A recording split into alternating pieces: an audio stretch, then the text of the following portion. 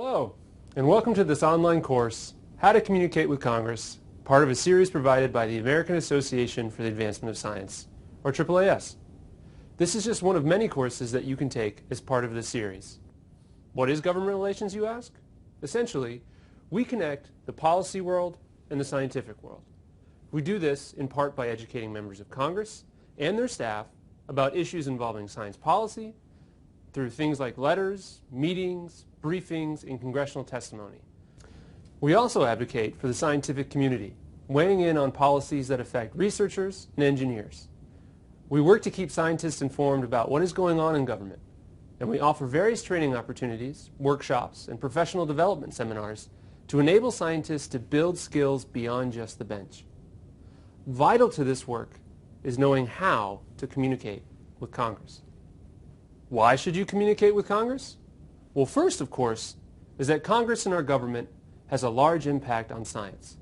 They fund a great deal of research, set standards and regulations, and also benefit immensely from the discoveries that scientists uncover every day that improve our health, create jobs, and advance society. As a result, policymakers need to hear from you. It was George Washington who once stated, quote, "There is nothing which can better deserve our patronage than the promotion of science and literature. Knowledge is, in every country, the surest basis of public happiness," unquote. So today, we're going to talk about goals and tips on how best to communicate with Congress, the do's, the don'ts, and everything in between. So strap in as we talk about how to effectively write a letter, visit with your representative, or simply give them an impactful phone call.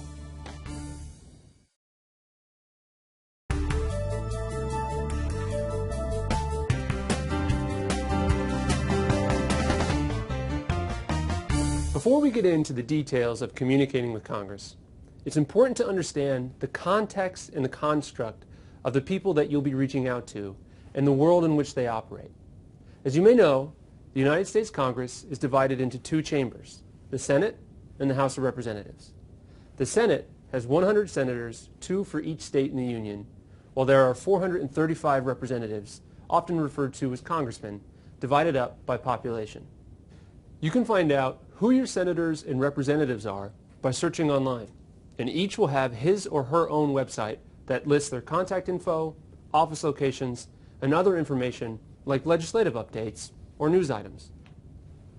Most congressmen represent over 700,000 constituents, while some senators represent tens of millions of people.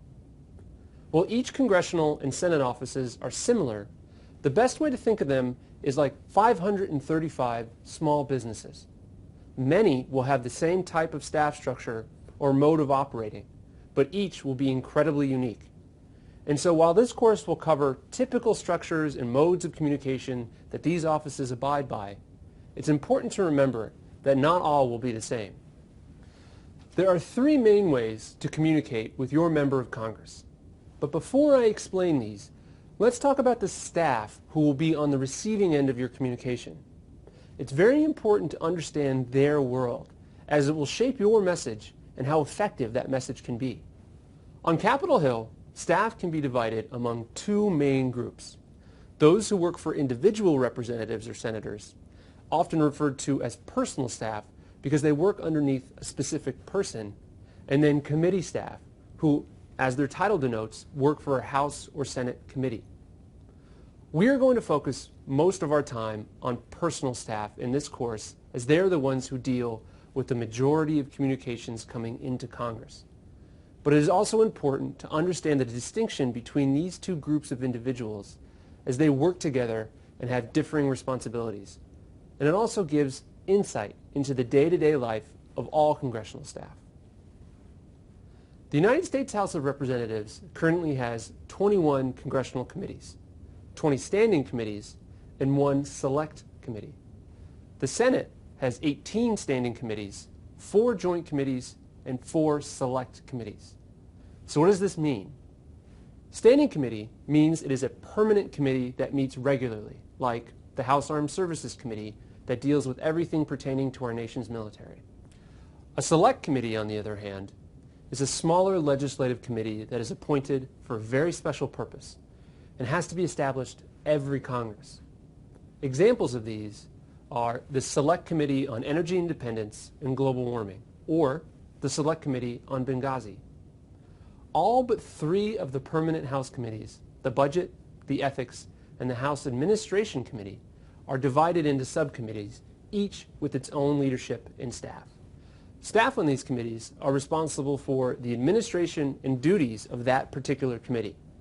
They organize the hearings, vet legislation, and set the schedule for the year.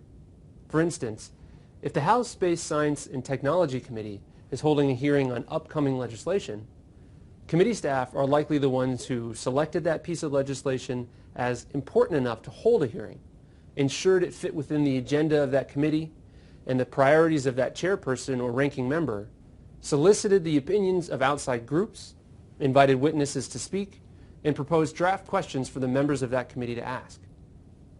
Committee staff tend to be more specialized than personal staff, possessing a very deep knowledge of issues relevant to their committee's jurisdiction.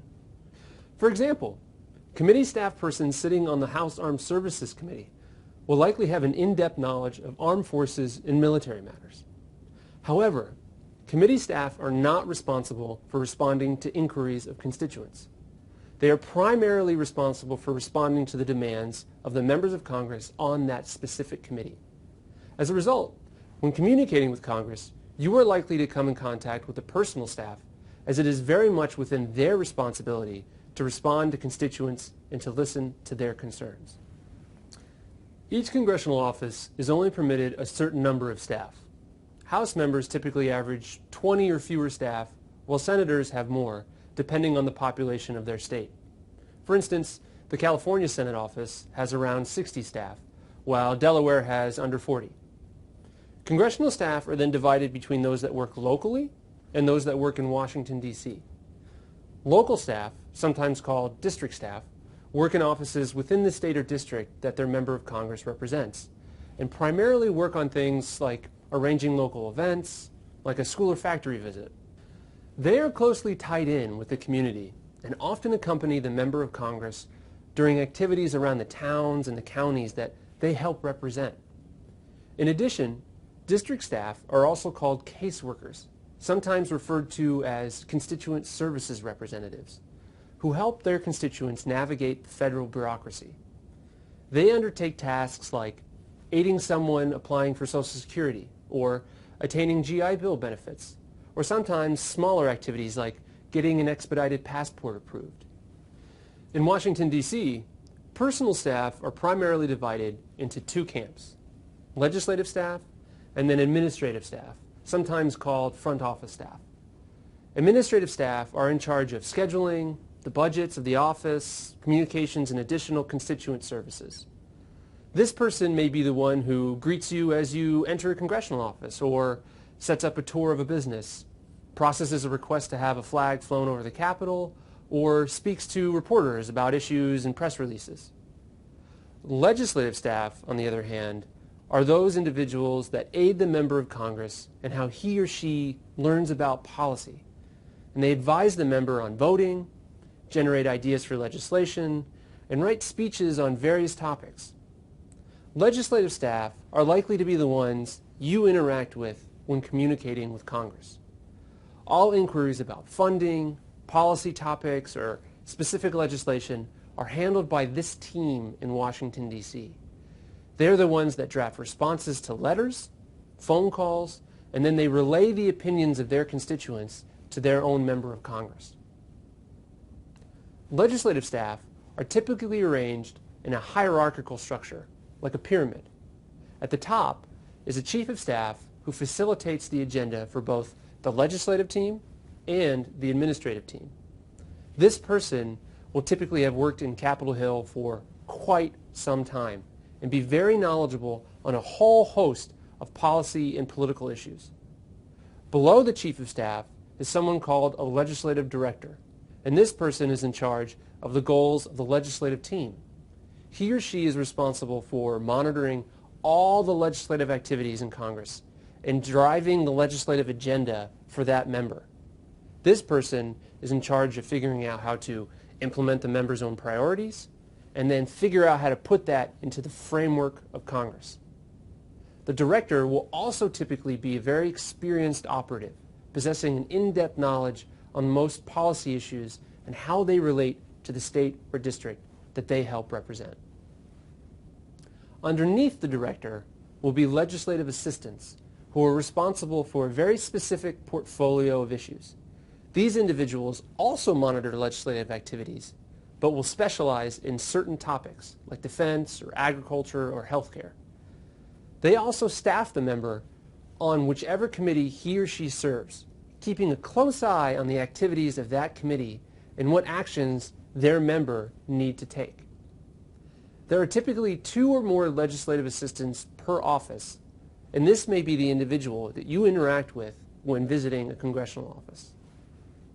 Lastly, underneath the legislative assistants are people called legislative correspondents who handle some issues, but mainly are responsible for drafting responses to all the constituent inquiries on legislation and policy-related items coming into the congressional office. These individuals are the ones that read through all incoming communications like letters, emails, and phone calls. They sift through all this incoming info and then draft responses for the representative to approve and then facilitate communicating them back to their district. If you write or call your member, you will likely hear back from the legislative correspondent on their behalf. So there you have it. You learned all about the structure of a congressional office. In the next segment, we're going to talk about the background of the staff that you'll be meeting with.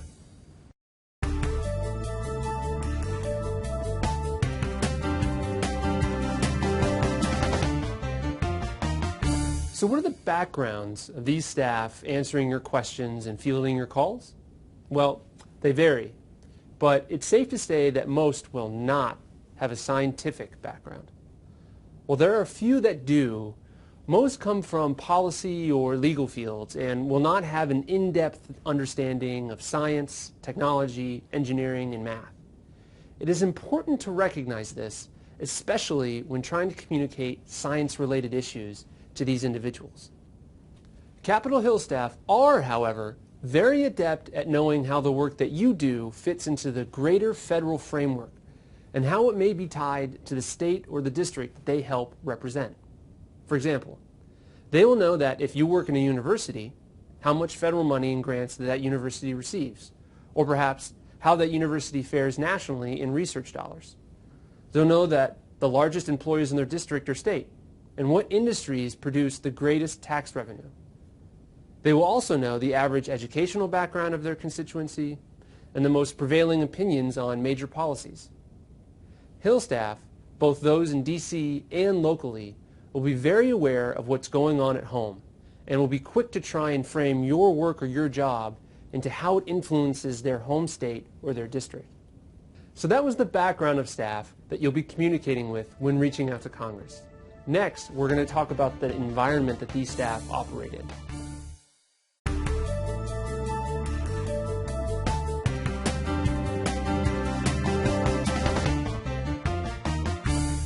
It is important to understand the environment that congressional staff are working in. As mentioned before, House staff help represent over 700,000 constituents, and Senate staff can be responsible for helping represent tens of millions of people. This makes their days incredibly busy, where they're intaking quite a bit of info trying to better serve their district or state. On any given day, they could be planning events, conducting meetings, staffing their bosses and committees, attending briefings, watching activity on the House or Senate floor, and much, much more. As this graphic illustrates, congressional staff are drinking from a fire hose on a daily basis. Recognizing this fact helps place your meeting and your communication strategy in a context so that you can better understand how it will be received. It is, in other words, knowing your audience, which is a key step in being an effective communicator. So what are the main influences on Capitol Hill staff? As mentioned before, the priorities of the district and the constituency play a huge part. As the saying goes, all politics is local. And this is true, and members of Congress and their staff should be very aware of the preferences, priorities, and opinions of their constituents. Are they mainly from an agricultural district? What are the main trades and professions of people at home? What is the average age of the person that they represent? Are there large military installations in their district? Each of these will play a part in what concerns staff, and this info can be found on various congressional websites that provide demographics and other info on congressional states and districts. However, one of the main influences on staff and their members of Congress is the media. Most weeks, it is what drives the agenda, and it's the main vehicle that their constituents receive information. In general, Congress is a very reactive institution, bending oftentimes to the topic of the day. Has there been an oil spill, a terrorist attack, or pending disease outbreak like Zika or Ebola? These large news stories will command the attention of Congress. And so if you're visiting or communicating during these times, it is good to know what the largest news stories of the day are, as staff will be working to address them during that time. Lastly, in addition to their district and the media, another motivating factor for congressional staff are the personal priorities of their member of Congress or senator. Members of Congress campaign to get elected based on platforms that often include 5 or fewer big priorities, which are likely to be listed on their websites. Are they a veteran who cares about foreign engagements or the treatment of mental health? Were they a businesswoman whose priorities lie within the regulatory framework? Do they have a relative who they lost to cancer and want to fund cancer research? Individual priorities like these play a very large part in the agenda of staff, as it's a promise that their boss is trying to fulfill during their time in Congress. So, in sum, knowing these 3 main factors that influence a member of Congress and their staff, the district, the news, and personal priorities, will help you understand the larger motivating factors in the lives of Capitol Hill staff. So next, we're going to talk about how to best communicate with Congress and the 3 main ways to do so.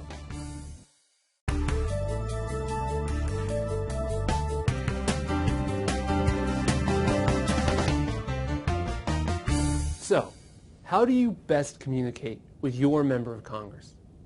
Well, there are 3 main ways to communicate with Congress. You can write a letter, you can call their office, or you can set up a meeting. Now, I'm going to briefly go over the first 2 and spend quite a bit of time on the third. However, this course will cover many of the important things you need to know to do any of these effectively. As mentioned earlier, each member of Congress will have his or her own website where you can find their contact info. They will have phone numbers listed to both their DC and their local offices, and calling either one should work just fine. If you choose to call your elected official to express an opinion or a stance on an issue, make sure to have a very prepared script and try to be as concise as possible. Staff will be fielding calls all day and listening to many voicemails, and so being able to convey your point as quickly, politely, and clearly as you can will help them direct your communique to the right person to draft a response. Your phone call will likely be answered by someone called a staff assistant, part of the administrative team that helps operate the front part of a congressional office. Or it may also be answered by an intern. Because there are so many incoming calls from constituents and interest groups, congressional offices appoint interns to triage these calls and then direct them to the right individuals. Once your call is answered or redirected, you may be asked to provide your address so that staff can know that you are a constituent and that you've contacted the correct office. In addition, it should be noted that by giving your address, you may also be placed on a mailing list for a newsletter that the congressional offices then send out. These newsletters are often filled with information on what the member of Congress has voted on, upcoming events, or related activities. To write your elected official, you can either email them or send in a letter to their Washington, D.C. office. While offices will receive your letter either way, I suggest emailing, as you have a copy of your letter on hand for when you get a response, and also the response you get will come quicker, as it takes some time for the mail processing center on Capitol Hill to scan and then direct a physical letter.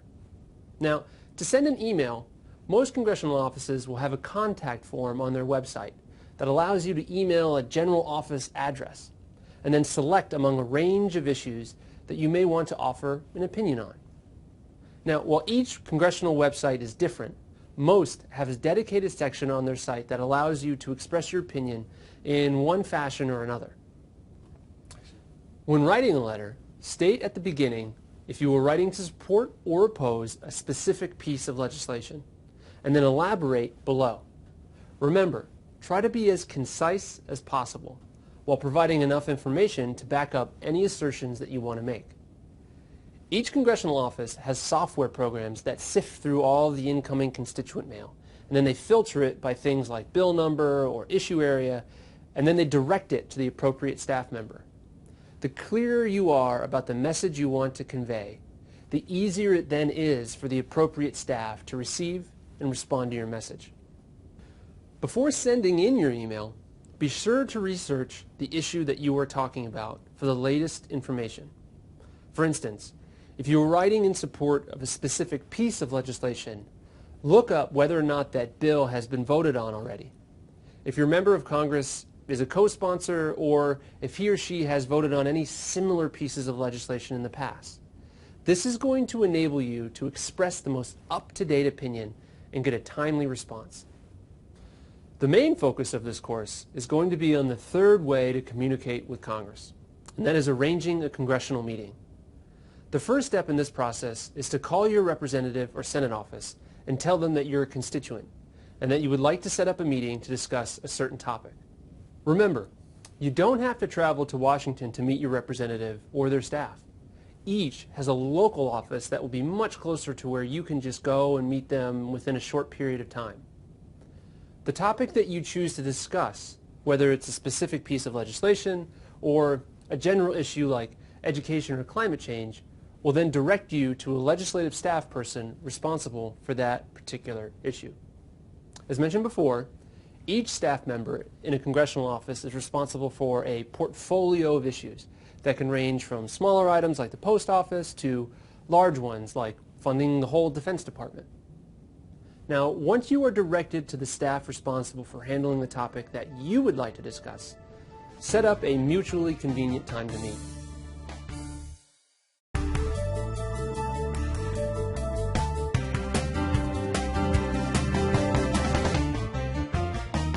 Now, with your meeting set, we're going to discuss the 3 P's of having an effective congressional meeting. Being prepared is the most important of the 3 P's, as it ensures either an effective meeting or a disastrous one. First, know your issue inside and out. If you want to discuss funding for a specific program, research as much as you can about that topic and be prepared to answer these kind of questions in response. How much has that funding gone up or down in the past 10 years? Are there any bills in Congress that address this funding, and do you support them? What other interest groups may share your view that you can then reference or borrow resources from that illustrate your point of view? And importantly, how does that funding tie in to your local state or district? Let's use an example. If you're a scientist whose grant is funded by the National Institutes of Health, and you want to advocate for more funding for the NIH, be prepared to know the answer to the following questions. How much has NIH funding increased over the past few years? And what appropriations bills in Congress address NIH funding? Are these bills favorable? Have your grants been harder to come by as a result? And if so, what effect has this had on your research? Has your NIH research led to any discoveries? If not, what similar grants have? How many jobs has your grant employed, and for how long? Do any other major organizations share your view? Knowing the answers to these questions is important, as it demonstrates that you know your subject matter well, and also the context of how it fits into the federal government. The second part of being prepared is knowing your representative or senator and his or her priorities. Their websites will list their biographies, issues important to them, the committees in Congress that they sit on, and then the latest news that comes out of their office. There will also be a myriad of other sites online that relay information on all congressional activities. Be sure to research these before your meeting so that you know how your issue not only fits into the federal bureaucracy, but into the priorities of your specific representative or senator. If your representative sits on a committee that either oversees or funds the issue that you care about, this is a great place to focus. Congressional staff can tell right away if the constituent they are meeting with has done their research and is prepared, which sets the tone for the whole meeting. This point is key and can determine a successful or disastrous meeting. Now, another aspect of being prepared is knowing what to expect as you arrive either on Capitol Hill or to your local office. Now, local offices vary from district to district and from how big the facilities are, but most congressional offices are the same. They are small, and there is not a lot of meeting space. Don't be surprised if you have to take a meeting in the hallway or a cafeteria. This may sound odd, but it's quite common on Capitol Hill due to tight quarters and a lack of real estate. If you do happen to have a meeting in a congressional office, it's likely to be in the front lobby area where people are frequently passing by and there's a lot of noise and a lack of privacy. This is also quite common, so be prepared for this environment. In addition, what throws some constituents off in their meetings is the age of legislative staff. Many staff are quite young, and this should not be an impediment to getting your message across. As mentioned earlier, staff don't have backgrounds on specialized scientific issues, but they do know how your issue fits into the larger funding picture and how they relate to their state or their district. Staff are the key to getting your message to your representative or senator. And so regardless of their age and the environment in which you meet, you should hone your message and should be prepared. Lastly, be prepared for short meetings. The average meeting on Capitol Hill is around 20 minutes, but many times they run even shorter than that. It's imperative that you plan for a 5, 10, or 15-minute meeting to get your message across. We'll talk more about this in the third P of being precise. The second P is being punctual, and now I know we're all adults and this should be obvious, but it's important nonetheless. Staff on Capitol Hill take quite a few meetings per day and have busy schedules, and thus heeding to your agreed upon time is really important. Also, it takes a little longer than most people expect to reach certain offices, so it's always good to plan to arrive early, as things like parking and going through metal detectors can slow you down. If you're going to be late, be sure to contact the office and let them know so that they can plan accordingly. The last thing you want to do is have your visit and your message overshadowed by poor scheduling. Precision is vital in knowing how to communicate your message effectively. See if you can synopsize your message down to 1 or 2 sentences. This is a good tool to know what you truly want to convey, and then you can expound on your message from there. A common mistake is to focus too much on one aspect of your message or get sidetracked, and then before you know it, your time is up and you haven't fully gotten your point across. Another common mistake is to drone on talking about very technical aspects of your issue, and then you forget that legislative staff are not experts. A good rule is to avoid acronyms, jargon, or references to things that only you or your community may know about. You may think some things are common knowledge, but if you ever have a doubt, be sure to explain and not gloss over any items you assume your audience knows. One guaranteed way to make sure that you are precise in your message is to practice. Before your meeting, sit down with a family member or a friend to go over your pitch, and then communicate just as you would in meeting with legislative staff. And then review right after. Were you able to say what you wanted to in 15 minutes or less? Did your friend understand the core of your message and how what you do relates to the congressional district or the staff? This is a great way to understand how you will resonate once you arrive for your meeting. There is one last piece of advice that I want to cover that will help you effectively communicate with Congress, and that is to tell your story. Congress is inundated with data and information. As mentioned before, they represent hundreds of thousands, if not millions of people, and all are trying to sift through the barrage of information coming at them in the Capitol. It's important to place your message in a context that they can then understand and relate to, and stories are one of the best mediums to do this. Your stories don't have to be complex. It could be a simple story of how an experiment in biology class led to your career and future innovations, and that's why you want to advocate for STEM education funding. Or it could be something like your family was affected by a sudden disease, and that's why you're advocating for preventive medicine. These stories help staff contextualize why you were there and then recall at a later date your message. There is an Indian proverb that summarizes this point really well. It states, "Tell me a fact and I'll learn. Tell me the truth and I'll believe. But tell me a story and it will live in my heart forever." So be sure to tell your story and place a value on whatever it is that you're advocating for. Okay, so you've had your meeting, you've written your letter, or you've made your phone call. So now what? It is important to follow up. Legislative staff and their bosses meet with hundreds of people every year, and many simply convey a message and then never reach out again. Be sure to follow up, particularly if you are asking about something specific, like the support of a piece of legislation or a policy item. When that bill was brought to the floor of the House or the Senate for a vote, which way did your member vote? Have they been vocal at all on anything else related to that legislation?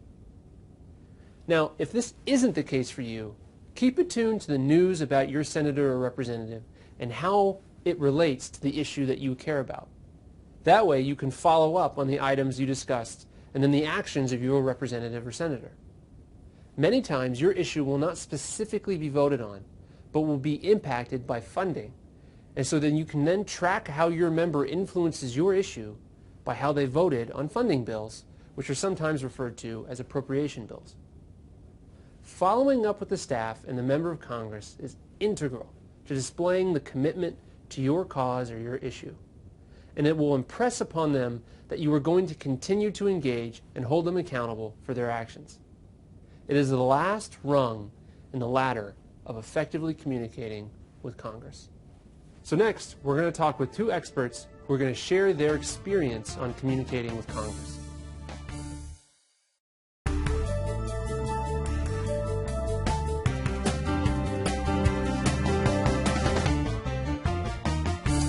I'm here with AAAS Senior Government Relations Officer Josh Chiodi, who will talk to us a little bit about working with Congress. So Josh, as a scientist, how have you found the level of scientific knowledge and understanding on the Hill?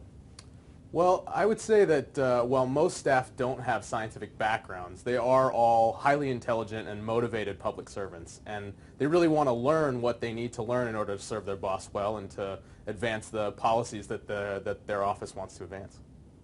Interesting. So for scientists going in, can you explain the main difference between science for policy and then policy for science? Sure. Yeah. So science for policy is the type of science that impacts policy decisions. So the main one that I like to talk about usually is climate change. So our understanding of how the climate changes informs the type of policy decisions we might make about, say, energy solutions and those kinds of things.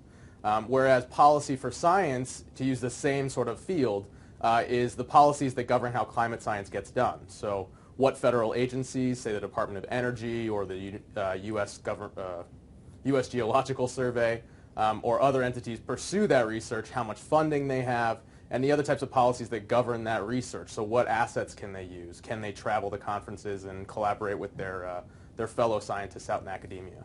Interesting, interesting. So you've had a lot of time where you've spent visiting Capitol Hill and talking with staff. What have you found as the most effective means of communication with Hill staff, particularly as a scientist? So I would say, first off, that face-to-face communication is really key, especially in the beginning. And that doesn't necessarily mean you have to be on Capitol Hill. You can visit with staff when they're back home in the district or back in the state offices. So you don't have to travel that far to do that. But it's really good just sort of in any kind of communication to establish that rapport at a face-to-face level. And then after that, it's really about following up and being responsive and communicating with them via other means, so phone calls, emails, those kinds of things.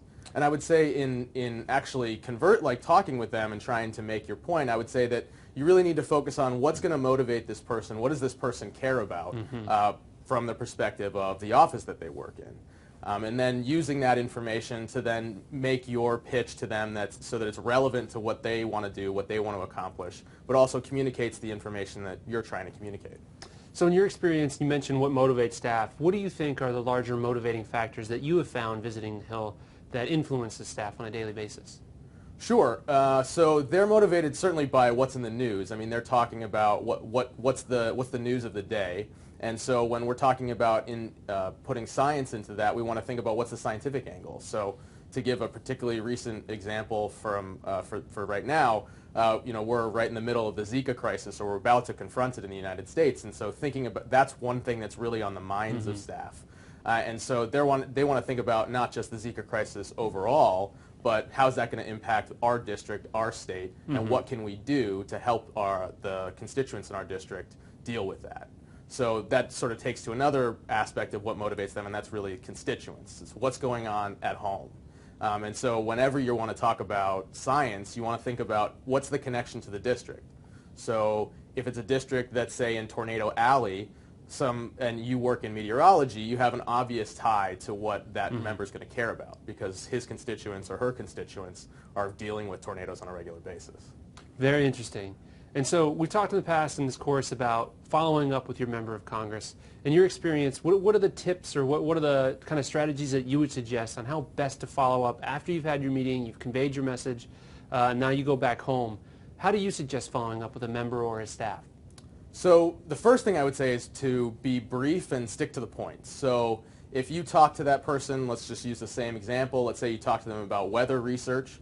You want to stick to the topic of weather research. And let's say in your conversation they said, well, we want to know how to connect with local resources that are working on weather research, and connect them with folks who are working on mitigation strategies and how to deal with disasters.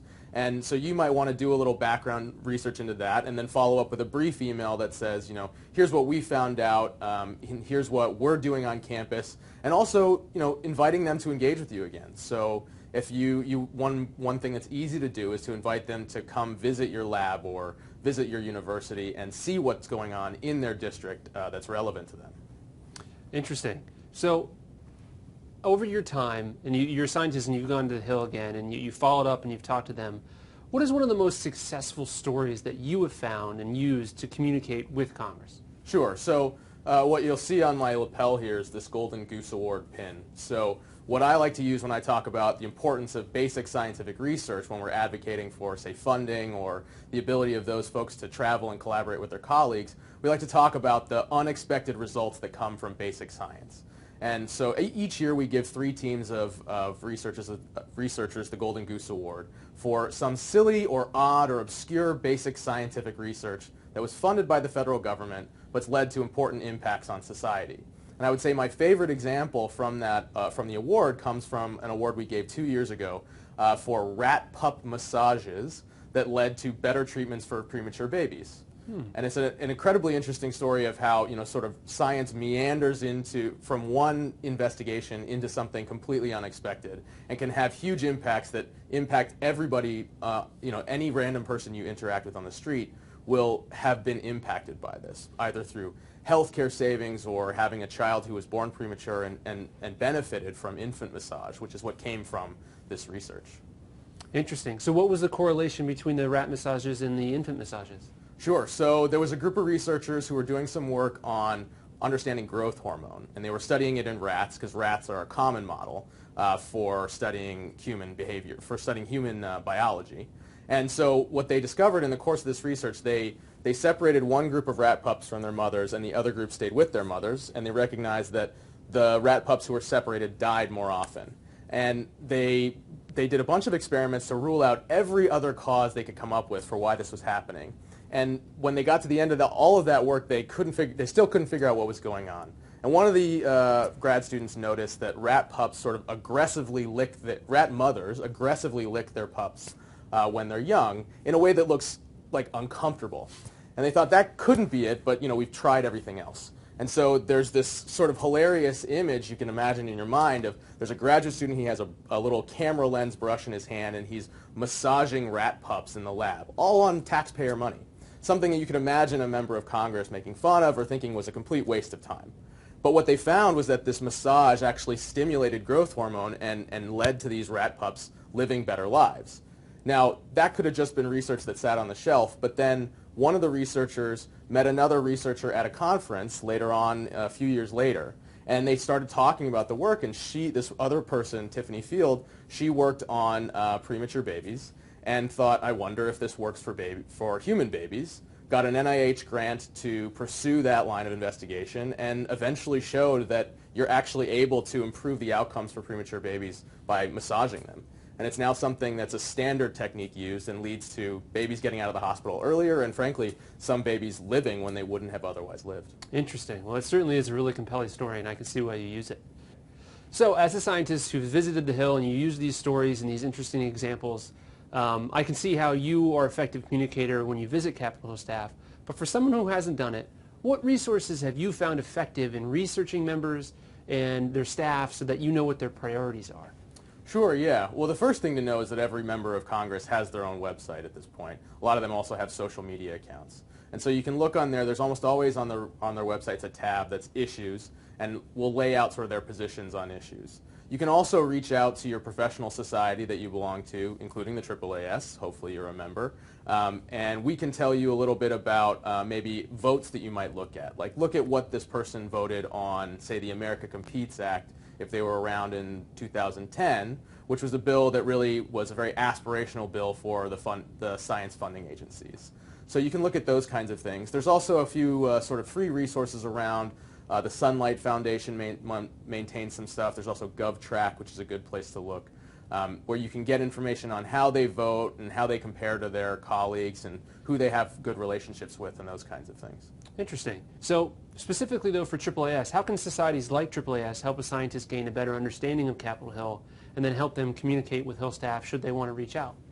Well, you should always reach out to, if you're coming out to D.C. to meet with folks, or if you're meeting with people in the district, it's always a good idea to reach out to your professional society or a university. They almost all have somebody who does government relations, like you and I do, obviously. Mm-hmm. And they have good relationships on the Hill. They can maybe tell you something about what people are thinking about right now, when, for a given time of year, what bills are up on people's minds, maybe what's being worked on behind the scenes that you haven't seen in the news or publicly reported.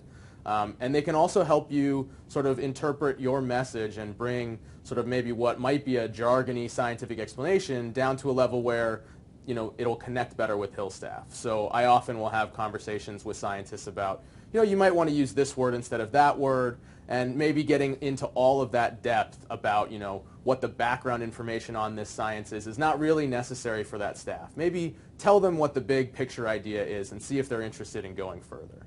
So I think it's just, really it's the people, the resources that we have at the scientific societies that can really help you, bring your message to the Hill in a way that'll be effective and a great use of your time. Well, great. Well, thank you, Josh. That was a wonderful perspective from someone who is both a member of a scientific society and representative on their staff, and also a scientist himself, about effective ways to communicate with Congress. Next, we'll be talking with Andrew Black, a former Hill staffer and Chief of Staff here at AAAS. Thank you.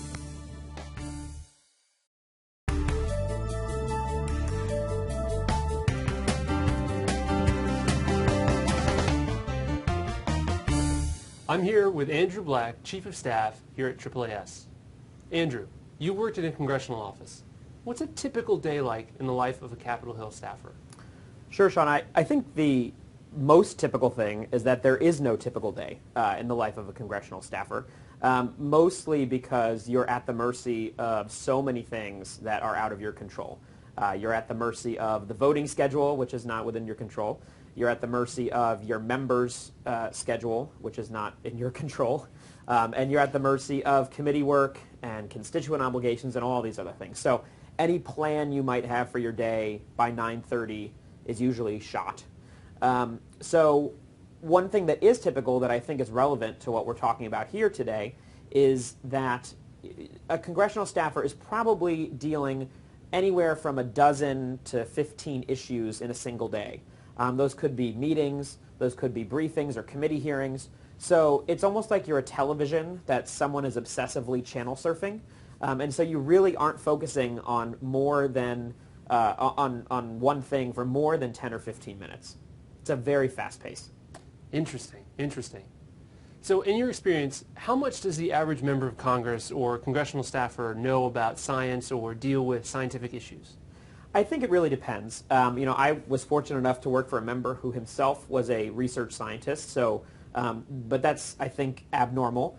I think contrary to public perception these days, most members of Congress are very intelligent and articulate people. And so I think one thing that individuals who bring scientific issues to their attention want to remember is that they're very well read.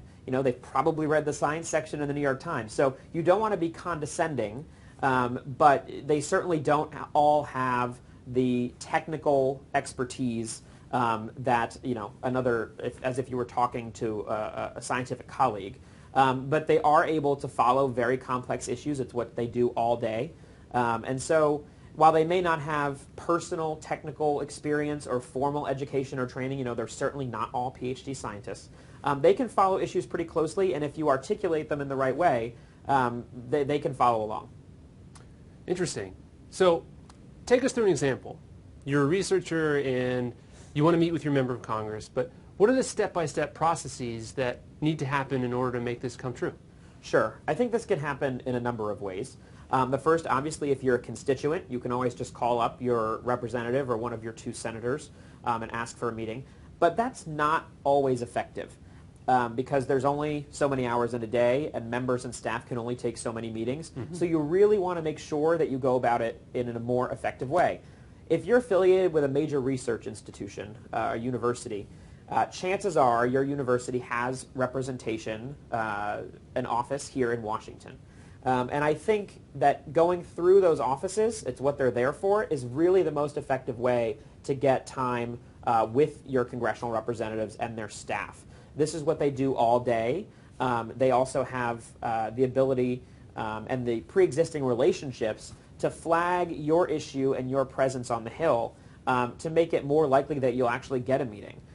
Members and staff work very closely with the Washington, D.C. representatives of the universities that are in their states and districts. And so an email from, for example, a federal relations person at XYZ University is more likely to be read by a staffer than an email from you who may be a complete stranger to that person. So I always highly recommend, if you are affiliated with a major research institution that has representation here in Washington, to use that representation, have them escort you to the meeting, just use that resource because it's really invaluable. Interesting. So what happens if you don't have an affiliation with a university and you want to set up a meeting with a member? What would your recommendation be? Sure. Certainly you can always call or email the office. You want to go through the person that handles the member schedule, usually a scheduler or an executive assistant. Sometimes it's the chief of staff. But you want to make sure you go directly to that person, have their personal email. Most offices, if you call and ask for the scheduler's contact information, they're happy to provide it. When you send that email, make it short and sweet. Give them a peg. Congressional staffers don't have time to read long, drawn-out emails. You want to try and do this in a paragraph or less. What do you want to talk about? Why do you want to talk about it? And be flexible. That's the most important thing because you're going to be squeezed in between committee hearings, between votes, between a dozen other constituent meetings. So be flexible with your timing. If you offer one date and one time, chances are you're not going to get a meeting. Good advice. So you have the meeting, you set it up either through university or individually. What should a person do to fully prepare for a meeting with either a member of Congress or congressional staff? Yeah, and that's a great question. But the first thing I want to emphasize, you touched on there, if a meeting with a member or staff, don't be disappointed if you only get a meeting with staff. I actually think that those meetings are more valuable even than if you actually get FaceTime with the member. FaceTime is great. It's fun to meet a member of Congress, but the work really is done at the staff level. And so getting to build a personal relationship with the person in the member's office who's actually going to be following up and doing the work, I would argue is more important. So don't be disappointed if they say, sorry, the member's not available, but we're going to send you into a meeting with so-and-so who's a legislative assistant or a policy advisor. So that's one thing to not be disappointed right off the bat. Prepare stories, right? When I was sitting across the table from advocates and interest groups, you want to stand out. Because like I said before, as a congressional staffer, you're sitting in 10, maybe 15 of these meetings a day. Make your story stand out. And as much as science is about facts and figures, what I'm going to take away from a meeting are stories that I remember. Use anecdotes. How is your work, how is your research really impacting the lives of individuals or a smaller subset of people? Make it so that the staff member will walk away from your meeting with that sort of big takeaway message that may not be on a chart or a graph or in data, but something that they can actually hold on to and explain to other people and tell other people about. Have an ask, have a purpose, right? Don't just go in there and sort of bleed your heart all over their table and expect them to hand you a pile of cash to do your research, right? Have a specific, tangible, and realistic expectation of what you're going to get out of this meeting, and make sure you express that succinctly so they know what to take back to their boss. Very good advice. So, as a former Capitol Hill staffer yourself, do you have any words of caution? Are there elements to a Hill meeting or the culture of Congress that might be surprising to someone from the scientific community? Sure. I think the churn, right? So as scientists, you know, you're working on your area of work, your project, your field, and you're thinking about that all day, every day, for your entire working life. You have to sort of transition out of that mode into the mode of a Capitol Hill staffer who, like I've mentioned several times, dealing with 10, 15 issues per day in 15 to 20-minute increments. So dial it down a little bit, right? You have to make your work relatable to someone in a 15-minute chunk of time. So how do you do that? So you really want to take time to think about that before you go into the meeting, because this person, unlike you, doesn't have all day to be thinking about this thing. They're probably going to think about it for the 15 to 20 minutes that you're in the meeting, and maybe for the 5 to 10 minutes when they follow up about it. And you know, if you really get a hook in, they'll think about it more and more. But that initial meeting really needs to be short and sweet, and in a way that someone can really grab onto it in a short period of time. Very good. You had mentioned this before in some of your answers, but institutions and scientific societies, you said that they're there sometimes to help facilitate a meeting, but how or what other roles do they play in helping you prepare for a meeting and also the substance of the meetings themselves? Sure. The people who work are based in Washington, either with your institution in a university office or at your scientific society, really are the ones who know what's going on the Hill. They have the latest on sort of how things are progressing legislatively through the committees, what conflicts might happen. You know, you come into a congressman's office with an ask, that may conflict very much with 3 other priorities on that member's agenda. You want to know that going in. So be sure to ask those questions, take their advice on what messages really to drive home, which ones to maybe be a little bit more hesitant about, because they're going to sort of have that big picture legislatively that can really help you craft your message. So use those resources that you have and allow them to help you not only sort of logistically facilitate the meeting, but actually come up with good and compelling content for you to deliver. Interesting. So you've now had the meeting, you've gone through it, you've had your ask or you've advocated for your position on issues. What's your advice on following up after the meeting? Email is always great. That's how all business is done on the Hill. So send a short, quick email. Probably a good idea to do it the same day. You know, if you're on the plane or the train or the bus home from Washington, you know, always send a quick email. Most likely you'll get the direct contact information for the staffer you met with. Send them a quick email. Go through again in 1 paragraph or less. Hit home your point one more time. Say how much it was a pleasure to meet with you. Looking forward to working with you in the future. Do not send, you know, a long email with tons of attachments. They're never going to get read. I can promise you that. So make it short and make it sweet. And one thing I always say as a Hill staffer, as I used to say, and it sounds silly, but bring swag, right? So if you bring something from your university, a stress ball, a magnet, a pad, a pen, leave that with the staffer. Chances are it's going to end up on their desk, and every time that staffer looks at that stress ball, that pen, that t-shirt, they're going to remember you, and they're going to remember your issue. And that's a way to get your issue the time and attention that you want in a very simple way. So that's one thing to sort of help keep the process going, and it sounds silly, but it works. But in terms of follow-up, don't have high expectations immediately. Don't pester, don't badger. Just remember again that this person met with 10 to 12 other people just like you the same day that you met with them. So if you don't hear back in a week or two or even a month, all hope is not lost. These are people who are dealing with a lot on their plate, but just a friendly email can help them remember you and your issue. Well, thank you, Andrew. Those answers were incredibly insightful and informative. So there you have it, insight from Andrew Black, Chief of Staff here at AAAS, and a former Capitol Hill staffer himself. So there you have it. You are now armed with the knowledge of how Congress operates and prepared on how to communicate with Congress in writing, calling, and setting up a meeting. Remember the 3 Ps, especially being prepared, and to follow up. Best of luck engaging with Congress, and be sure to check back with us here at AAAS for more educational resources and online courses. Thank you.